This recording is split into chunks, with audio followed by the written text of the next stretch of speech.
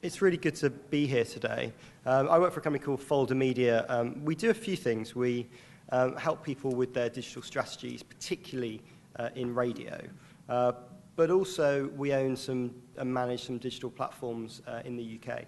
Also got a good connection with Ireland. Obviously I'm a Deegan, so my family's from Dublin. Also one of my investors is Dermot Hanrahan and Vienna Investments. And also we've done some kind of work with Cork's Red FM as well.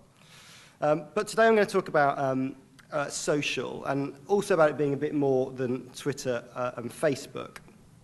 I'm going to do that by talking about Fun Kids. So Fun Kids is a project that we run. It's a radio station for children under 10 and their families. It's only on digital radio, online and mobile in London. And as James said earlier, FM radio is great if you've got an FM license. If you're a new entrant or someone who wants to start a radio station, your opportunities are limited. In the UK, we're slightly luckier in that digital radio is enjoying some success. When I talk about digital radio, I'm talking about digital television, online, and DAB. Collectively, each week, it has a 54% reach of UK consumers. And at the moment, it accounts for a third of all radio listening. But how does that break down? So there are three options. We've got digital TV, DAB, and internet radio. There it's share percentages. But which is which? That one's digital television, that's the internet, and that's DAB digital radio. Now that just happens to be our market in the UK, but what that does is opens up a brilliant opportunity for us as a new entrant. We haven't got the FM license, but we've got a platform in our territory that a lot of people use and consume. But that causes some problems. So in London, on DAB, there are a happy 63 radio stations competing. Now that's a TSA of 10 million, so there's a few people in that market. But lots of competition. And some are big mainstream services that people will know and people in this market will know. Others are more niche, might talk to ethnic groups or particular music groups or something that's particularly speechy. But people are finding new services, and people who are creating new services have to do different things. Because to fund those stations, you can't run 63 stations in the same way that you might run a market of 10 or 15. And so for us, at Fun Kids, as one of those 63 stations in London, we have to do things a little bit differently. Now, my background's regular radio. I was in corporate strategy at what's now Global Radio, working on Capital FM and Classic and X, doing a lot of the new business development stuff. And when I left that business in 2007 and set up Folder, we kind of bought this little radio station, Fun Kids, as a way to be a shop window for some of the things our consultancy business did. But it's kind of somewhat taken on a life of its own. It's a profitable part of our business. It's a digital-only radio station that's a profitable part and it's a net contributor to Folder Media. We are not retiring to St. Lucia anytime soon on the profits, but it's something that's important for what we do. And we have a filter. We have a filter that decides every single thing that we do on the radio station, whether that's hiring a new air talent, doing some marketing, launching a new web product. It's got to do one of those two things, and ideally do both those things. It's got to drive awareness, and it's got to make money. If it doesn't do either of those things, we don't do it. And everybody who works for the station knows this, which means they ask me less questions. Because if they want to have some more resource for something, or they want to have a guest on, or they want to do something different, they decide themselves whether it drives awareness or makes money, and when they come to me, they tell me why it does one of those two things. Now, as a little radio station, the market of 63 services, driving awareness is hugely important. Now, we know this from other competitive analog markets as well. So I'm kind of going to talk about this as a new entrant, and I don't expect all of these examples to totally connect with your radio stations. But I think some of the ideas are important to think about as our business changes. So when I'm talking about social, I'm kind of talking about social, but also non-traditional ways to generate awareness for this a radio service. And for me, it's that combination of these things on the left, and I've just got 4 examples there, working together to drive awareness of a broadcast radio product. And at the same time, hoping that that collectively can bring in some more revenue as well. Firstly, distribution as marketing, and James touched on distribution quite a bit in his presentation. It's hugely important for us to be where our audience is. Now, we don't have the luxury of being on an FM platform, which everybody has at home, in their car, or on the move. But our service is in places where they can find us. So you're on digital radio. We're on mobile apps and aggregators like TuneIn, and in the UK Radio Player, which is a hugely important part of how we do internet radio in the country, as well as putting the IP versions of our stations on smart TVs. What's annoying about being on multiple platforms is there's a cost involved. There's a cost of money and there's a cost of time. But you know what? That's just our problem. And sometimes we should stop talking about it and just getting on with fixing it. Our consumers do not care about our costs of double distribution. They do not care that we have a public service competitor in our markets. What they do care about is content and if they can find it. So we need to work harder to make sure our content is in places where they can find it. If we're on platforms they use, they will consume us, more people will listen, and we'll get to make a little bit more money. So we work hard with our small budget to make sure we're distributed to the right places. Just a sidebar, TuneIn, mobile aggregator. We don't really think about TuneIn a lot. However, when I look at the stats, we have 150,000 listening sessions every month through TuneIn. You know, we're a little children's radio station in London with 150,000 sessions just through someone else's aggregator products based in America. That's one form of distribution that we work with. Two is being in the right places. There are loads of different places we can be as broadcasters and media companies. Here's just a load that we think about. There's some regular ones on there that you'll know about. The bottom two middle ones, Moshi Monsters and Swap It, are a bit more kids-related. They're two websites that do very, very well in the UK. In some ways, they are the child equivalent of being on Facebook and Twitter. You're not supposed to be on Facebook and Twitter if you're under 13, but they are on these platforms. So for our audience, we think about a different section of radio stations. So some ones that I've discounted straight away, and some ones that perhaps we need to think about, as well as some kind of no-brainers. The other thing is about making sure that your products do jobs, particularly, I think, for websites. You know, radio station websites in the great firmament of the internet perhaps do not lead the world in interesting, innovative products. Sometimes they are, as we all know from our Google Analytics, they come to our homepage, they press listen live, and they disappear somewhere else. How do we turn our websites into good products that do a job? And particularly for reach, I think it's hugely important. We have a website, as you'd expect any radio station to do. Of course, it generates and supports content and makes new revenue. But we particularly create articles and information that is search engine optimized to bring in new people. We want people to be searching for popular terms, coming across our articles, and then actually coming to our website and perhaps for the first time learning there's a radio station for children in London they can listen to. We make sure at the bottom of every article it says that, you know, we're a radio station, you can listen this way. We get new traffic to the site, which obviously is monetized through advertising. It does more of a job. It teaches people about what we do and tries to get them to resample our product in different ways.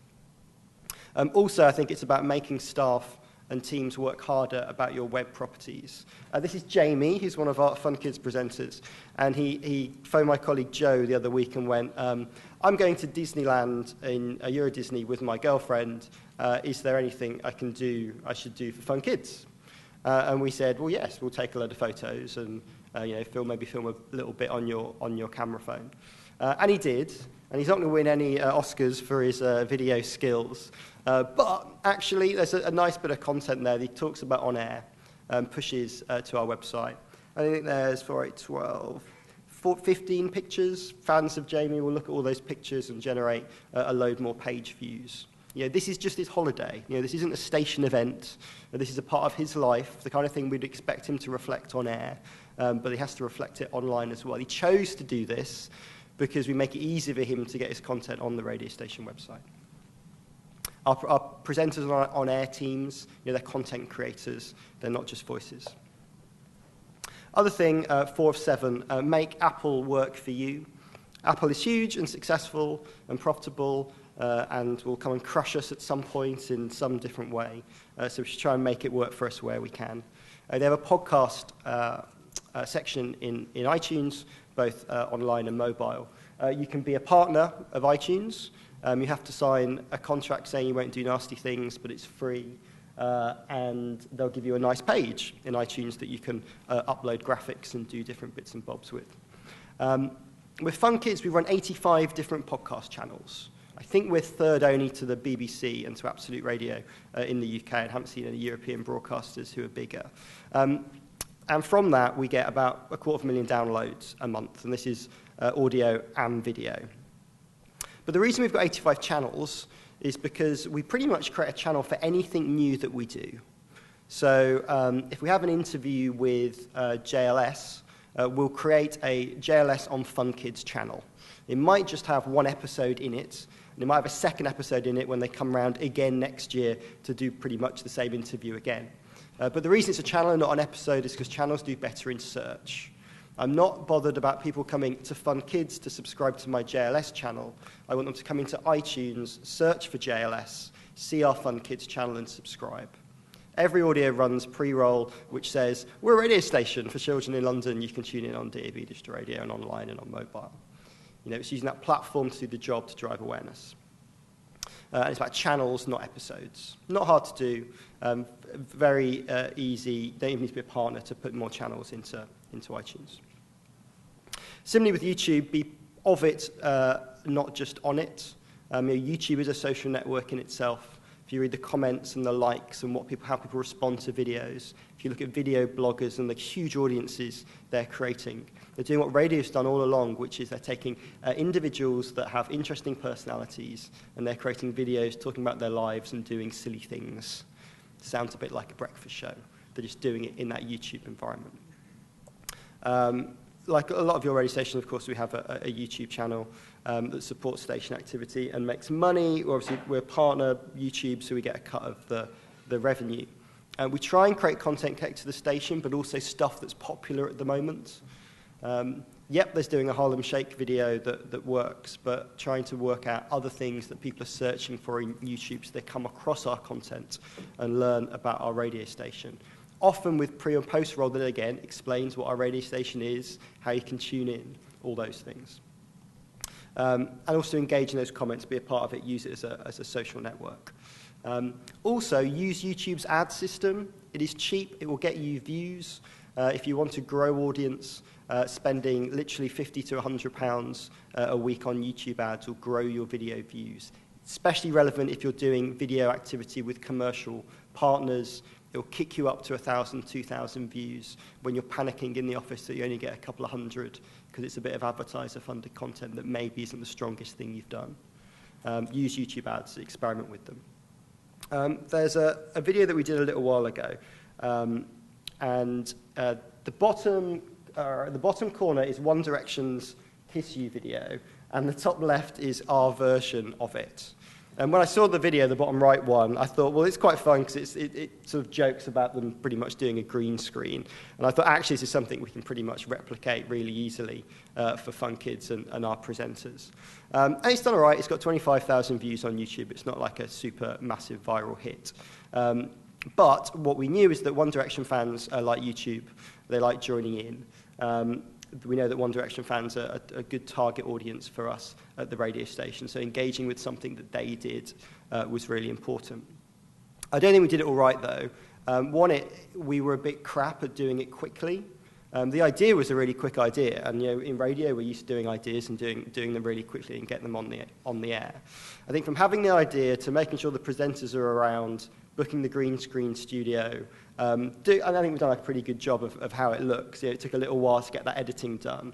And probably from idea to onto YouTube probably took us 3 weeks, when it probably should have taken us 3 days. And had we done that, our 25,000 views would probably more have been 250,000 views. And it's about us having to try and change what we do and how we do it to make sure that we work in these other platforms as well. I know when I look through the presentation that it takes a little while for it to catch up. So thinking about different platforms as ways to generate reach and awareness is hugely important. And adapting our skills that we have in radio to other platforms, I think is a good thing to do. The other thing is about where's your online niche.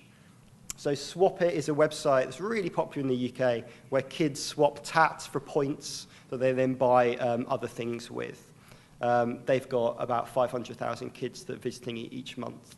We've just done loads of contra with them. They're excited about being on the radio because being on the radio is an exciting thing that we sometimes forget.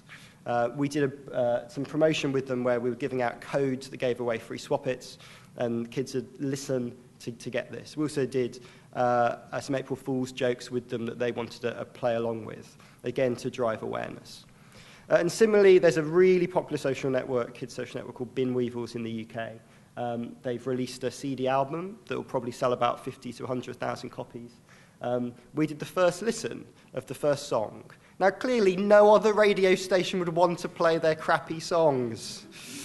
But our audience really like it. And it's fun, and it fits in. And every person who logged into Bin Weevils got a little message saying to listen to our radio station, to learn about our radio station. Facebook was covered really well before, so I'm not really going to talk about that, other than to really talk about and reinforce about page rank. More people will hear about you if people connect with your brands. Making good quality posts that encourage response will do you well. And I kind of think social's in the real world as well.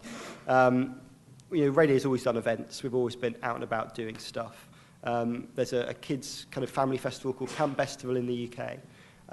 We simulcast a short-term radio station. We kind of took our radio station to the festival, broadcast it back to digital radio in London, and then simulcast it on FM to the festival site. We did lots of stuff with listeners. We didn't have a studio that people could see us through a glass wall. All the presenters went with recording gear and recorded their shows as they moved around talking to kids, and we repackaged that and broadcast it within an hour. Those same connections are connections you'd make in Facebook or Twitter or other social networks, which happened to be, in this case, something that we did on site. So they're my 7 things to think about, particularly as we build new products. It's important to find new ways to do awareness. Just on FM, now, the great thing about FM is having an FM license. If your FM licenses disappeared tomorrow, would you retain the same audiences based on the programming that you make today? How much of what you do is dependent on having that frequency where other people can't get to your platform? Now, that might be 0%, that might be 100%. It will vary every station. I don't know for you guys. What I know is that when you're creating new products for broadcast and new products for consumers, something radio hasn't had to do for quite a long time, you have to think about different ways of doing it and different ways to connect with audiences. And we've always been good at connecting with listeners, and it's can we do it in different places and on different platforms. Thank you. Well done.